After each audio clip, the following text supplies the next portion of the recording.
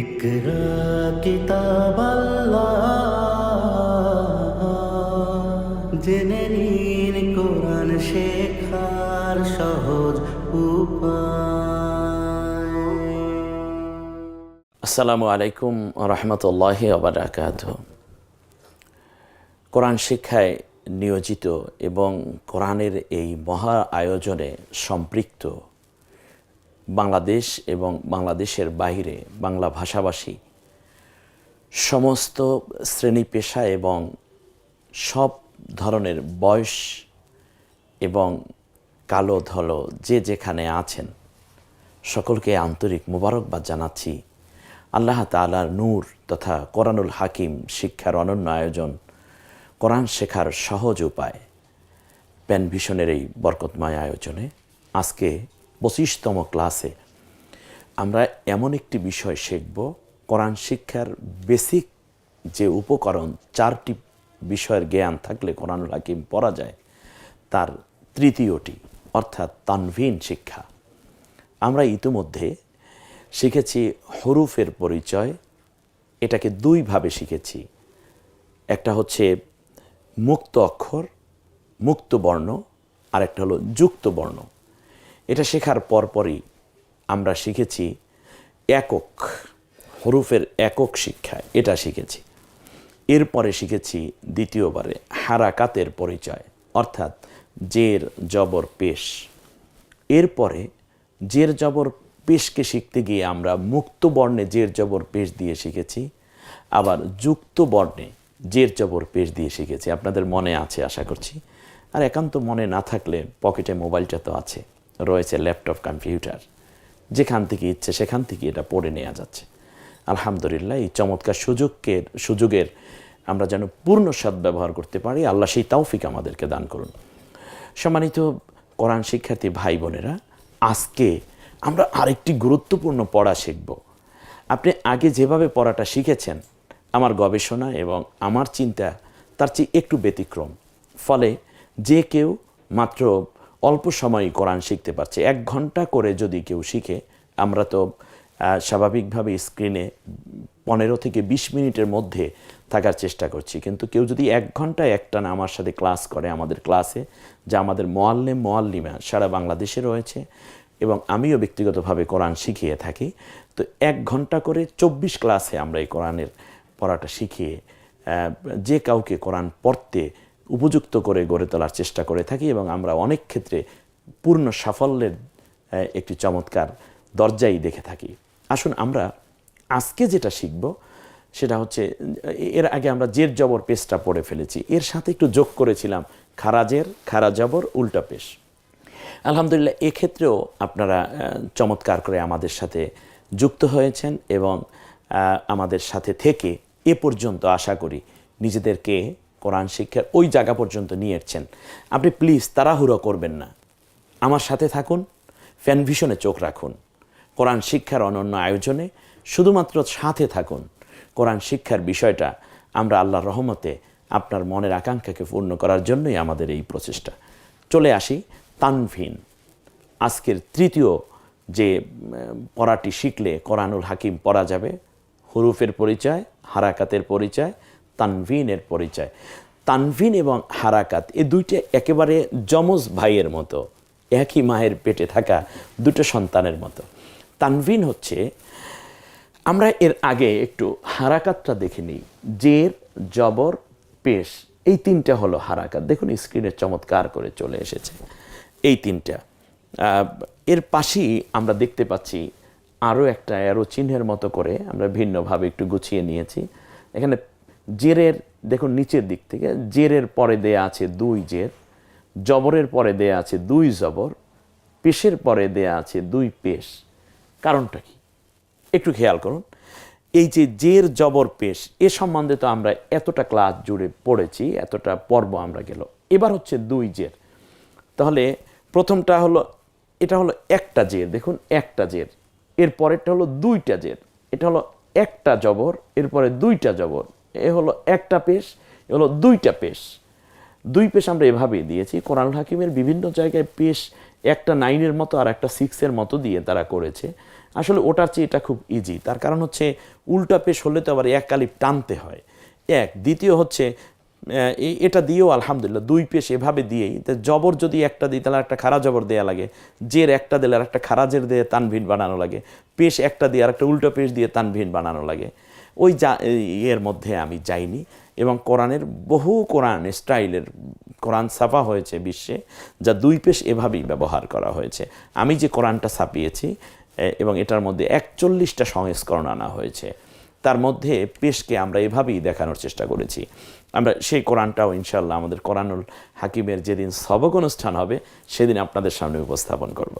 এবারে আমরা চলে যাচ্ছি ইনশাল্লাহ যে 2 জের 2 জবর 2 পেশ। তাহলে দেখুন, 1 জের মানে একটা রস্যিকার, 1 জের মানে হচ্ছে একটা ঋষিকার, একটা জবর মানে একটা আকার, একটা পেশ মানে একটা রস্যুকার। তাহলে 2টা আসলো কেন? 2টা দিয়ে কাজটা কি? প্রথম যে জবরটা আছে একটু তাকান, এই যে প্রথম যেই জবরটা আছে, এই জবরটা হলো প্রথম যে জেরটা আছে আমরা দেখি জের, এটা হলো রস্যিকারের কাজ করে। পরের যে জেরটা আছে এটা নয়ের কাজ করে, ন। তাহলে একটা হরফ ধরুন, যেমন ম, মিম, মিমের একক হলো ম, মকে যদি একটা রস্যিকার দেয়, জের দেয়, তাহলে হয় মি। আর আরেকটা রস্যিকার যদি আমরা দিই তাহলে ওই মির সাথে একটা ন, কমন ন যোগ হবে, তাহলে হলো কি মি আর ন মিলে কি হয় মিন। তাহলে তানভিন এসে দ্বিতীয় যেই হরকতটা এসেছে, অ্যাটলিস্ট দ্বিতীয় যেই জবরটা এসেছে সেটা এসে নয়ের কাজ করেছে। আবার কথা বুঝুন, আবার কথা বুঝুন।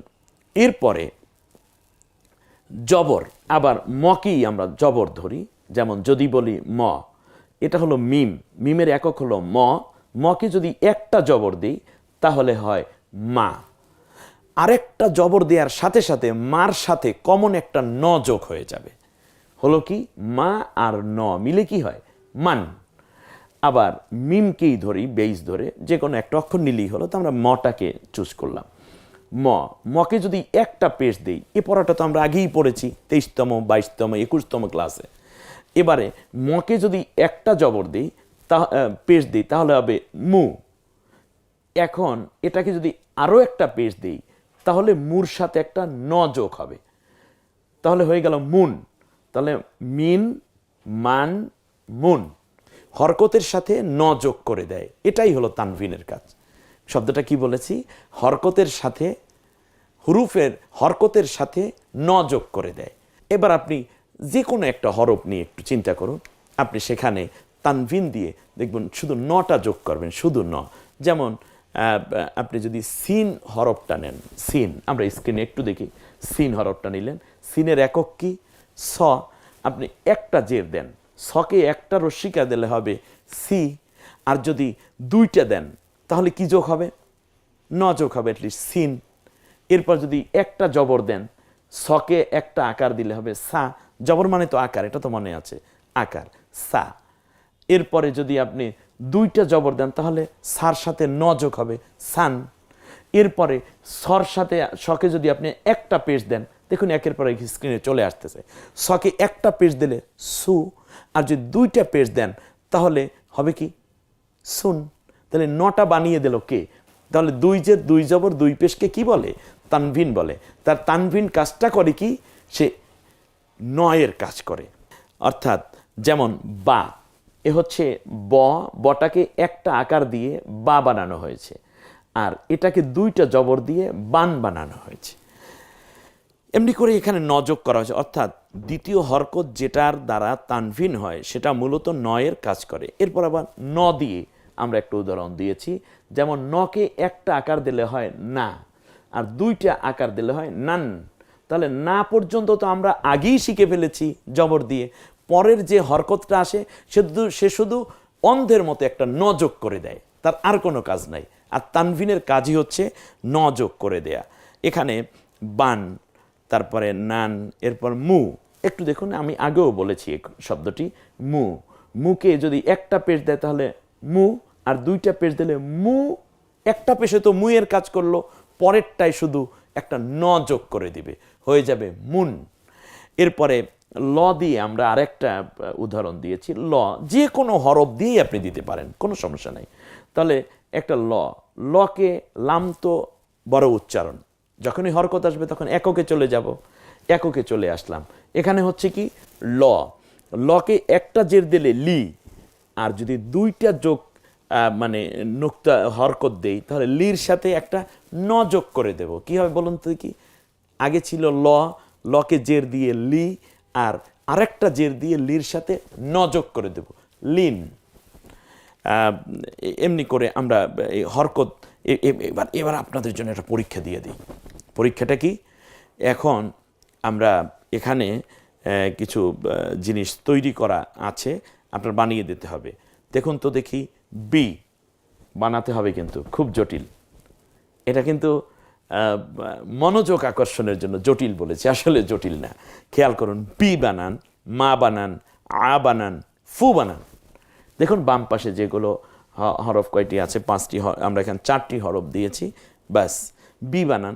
বকে বি বানান ইজি, আপনি অবশ্যই ইতিমধ্যে মনে হয় দিয়ে ফেলেছেন।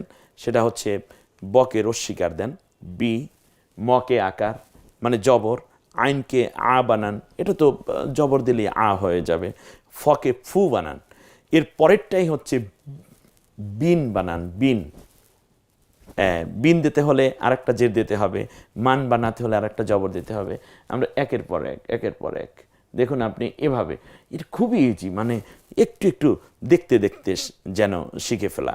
পরেরটা হচ্ছে রেখা টেনে আপনি দেখবেন কোন জায়গায় এটা আছে, লা কোথায় আছে, মানে লামের উপরে খাড়া জবর দেয়া থাকবে। এরপরে হচ্ছে কুন কোথায় আছে, কুন। তাহলে কু এর সাথে কুন, স্ক্রিনে দেখুন, একদিকে বাংলা উচ্চারণ আর একদিকে আরবি। যে কয়টা আছে বাংলায় সে কয়টি আরবিতে করা আছে, আপনি শুধু রেখা টেনে সেটা করবেন। আপনি করে নেন, এখানে স্থির থাকুন আপনি।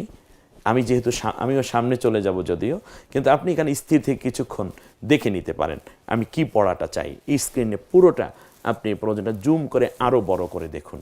তারপরে আপনার ঘরটাকে আপনি মক্তব বানিয়ে ফেলুন, আপনার সন্তানগুলো আপনার ছাত্র হয়ে যাক।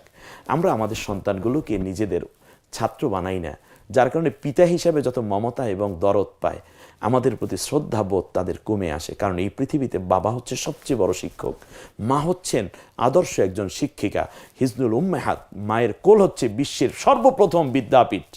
কবি বলেছেন, একটা কঞ্চির সাথে যদি একটা গাছকে বেঁধে দেয়া হয় তাহলে গাছটা বেড়ে ওঠে এবং নিরাপত্তা পায়। মা হচ্ছেন ওই কঞ্চি, বাবা হচ্ছেন ওই কঞ্চিটা।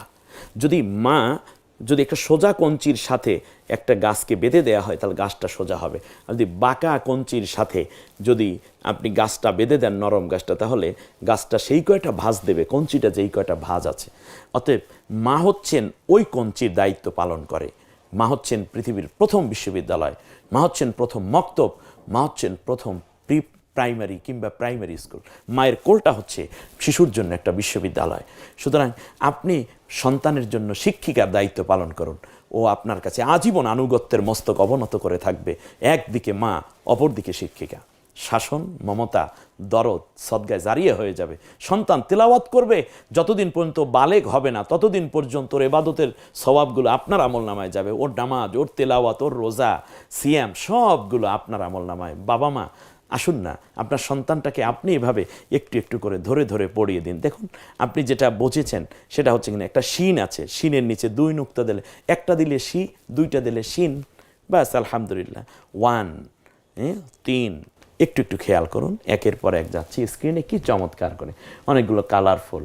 আপনার সন্তান, আপনি স্বামী স্ত্রী দুইজন একত্রে বসে, আপনি বিছানায় বসেও পারস্পরিক একটু সামনে রেখে ল্যাপটপটাকে কিংবা আপনার কম্পিউটার মোবাইলটাকে সামনে রেখে আপনি পড়াটা পড়ে নিতে পারেন। আপনি তো একদিনে সব পড়বেন না, এক একটা পর্ব এক এক দিনে পড়ুন। আবার পূর্বের পর্বটা আরেকবার দেখে নিন, কারণ মক্তব তো আপনার হাতে, ওস্তাদজি তো আপনার মোবাইলের ভেতরে। কি মজার পড়া! এরপরেও যদি আপনি না পড়েন তাহলে আপনার জন্য দোয়া করা ছাড়া আমার কিচ্ছু করার নেই।